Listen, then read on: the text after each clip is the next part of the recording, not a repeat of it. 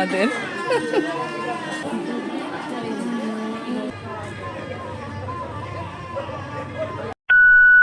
বসে আছি মানে পার্লারে। তো এখন মেকআপ হবে, তারপর হেয়ার হবে, তারপর জুয়েলারি পরবো। তো মা তো এখান থেকে চুলটাকে রেডি করে গেল, মাও বাড়িতে গিয়ে সাজগোজ করবে। আমি এখানে চলে এসেছি, বিয়ের দিন যেখানে সেজেছিলাম সেখানেই এসেছি বউ হাতে সাজতে, মানে আমার দেওরের রিসেপশনে সাজবো। এই হচ্ছে বিষয়। আজকে এই শাড়িটা, যেটা আমার রিসেপশনের শাড়ি, সেটাই আজকে পরছি দেওরের রিসেপশনে। তো ফাইনাল লুকটা তোমাদের সাথে শেয়ার করছি কেমন। এখন দেখে নাও এটা বিফোর মেকআপ, আফটার মেকআপ সেটাও তোমাদের সাথে শেয়ার করব। তো এই হচ্ছে ফাইনাল লুক। দেওরের বিয়েতে যাব এবার, মানে বউ ভাতের রিসেপশনে যাব। তো আমি একদম রেডি। আমার নিজের বিয়ের রিসেপশনেও কিন্তু আমি এই পার্লারেই সেজেছিলাম। তো তোমাদের কীরকম লাগছে আমার সাজটা কমেন্ট করে জানিও। আর এই যে গাড়িতে বসে গেছি, এখন আমরা চটজলদি পৌঁছে যেতে পারলেই পাচ্ছি, অনেকটাই লেট হয়ে গেছি রিসেপশনে যাব বলে। তো এইখানে দেখিয়ে দিচ্ছি সবার সাজগোজ। এই যে মা সেজেছে দেখো, এখানে আলোটাই অতটা বুঝতে পারবে না। আমার বরকে দেখে নাও, ও নিজের বিয়ের পাঞ্জাবিটাই পরেছে। আর সবথেকে বড় কথা, আজকে হচ্ছে রোজ ডে, 7 ফেব্রুয়ারি। আর কাকতালীয়ভাবে আমার কিন্তু যখন বৌভাতটা হয়, রিসেপশন হয়, তখন কিন্তু ওই রোজ ডের দিনকেই ছিল 7 ফেব্রুয়ারি। এবারই চলে এসেছি, আবার অনুষ্ঠান হচ্ছে। তরুণদা আপনাকে ডাকছি, আমি তরুণদাকে বলবো। এদিকে অনুষ্ঠান হচ্ছে।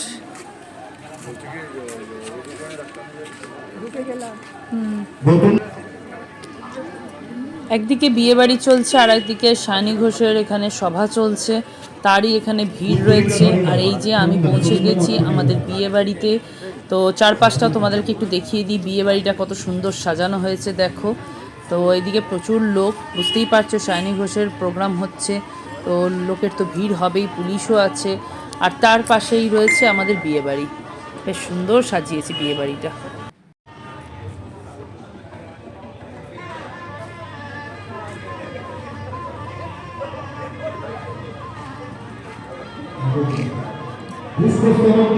চলো এবার সিঁড়ি দিয়ে উঠি।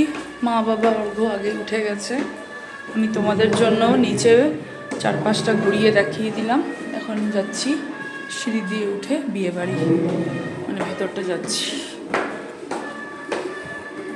বাইরের লাইটিংটা দেখো অপূর্ব লাগছে।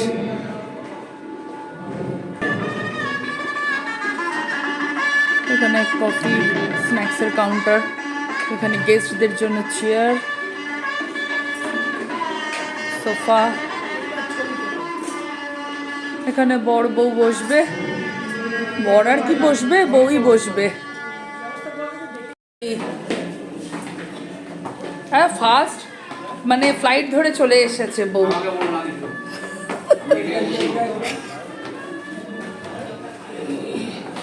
বর কি করতে, একটু তাড়া দিতে হয় তো, বড়ও লেট।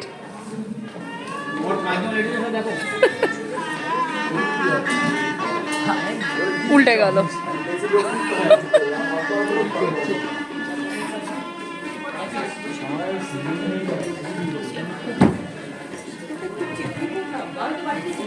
দেখি শ্বাসটা, ও মা মিষ্টি বৌমা আমাদের।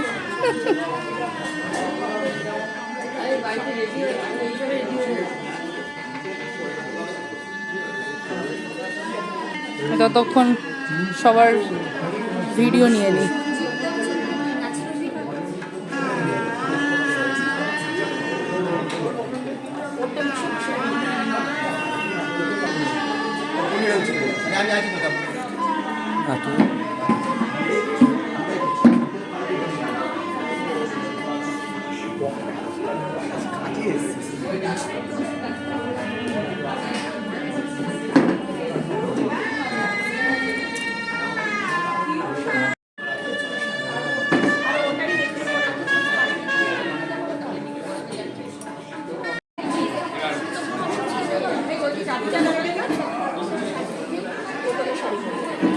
দেওরের রিসেপশনে সবথেকে বড় চমক, টিএমসি বিধায়ক সায়নী ঘোষ এসে গেছেন। অ্যাকচুয়ালি ওনার এখানে সভা ছিল, ওখান থেকেই আমাদের বিয়েবাড়িতে এসেছেন। আর এবারে আমরা চলে আসি যেখানে খাওয়া দাওয়ার অ্যারেঞ্জমেন্ট করা হয়, সেইখানে চলে আসলাম। সবাইকে একটু দেখে নিচ্ছি যেন সবাই ঠিকঠাক করে খাওয়া দাওয়া করছে কি না। আর এবার তোমাদের সাথে শেয়ার করব যে মেনুতে কি আছে, আমার দেওরের রিসেপশন বলে কথা। তো চলো সবটাই তুলে ধরছি এই ভিডিওতে। না আমি বসলাম। লজ্জা করে খাবে না মাসি? না না লজ্জা করে না। আমার ব্যাগটা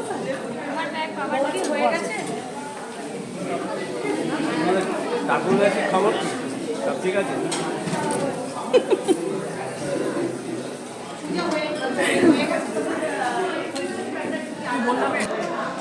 ননভেজ কাউন্টার।